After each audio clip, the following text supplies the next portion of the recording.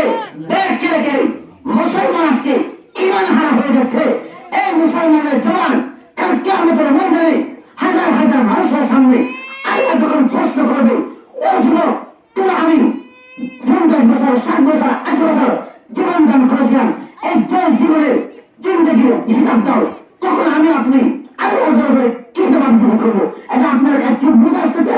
কাল কিয়ামতের দিনে হাজার হাজার মানুষের সামনে অবশ্যই জবাব গ্রহণ করতে হবে, অবশ্যই আল্লাহর দরবারে হিসাব দিতে হবে। যদি এই হিসাবের মনটাকে নামাজ থেকে দিয়ে রাখতে পারবে না, ক্রিকেট খেলতে পারবে না, সক্কর খেলতে পারবে না, জামা খেলতে পারবে না, ওই মুসলমানের যুবক ভাইয়েরা এভাবে যদি নামাজ থেকে দূর রাখো, সক্কর খেলে জীবন কাটিয়ে দাও, মা বাবার নাফরমানি করো, তাহলে হুঁশিয়ার, কাল কিয়ামত অতি সত্তর চলে আসবে, আমার মৃত্যু অবশ্যই চলে আসবে। এসব দিতে হবে অনেক দরবারে, অনেক দরবারে অবশ্যই হাজার হাজার মানুষের সামনে হিসাব দিতে হবে, ঠিক না?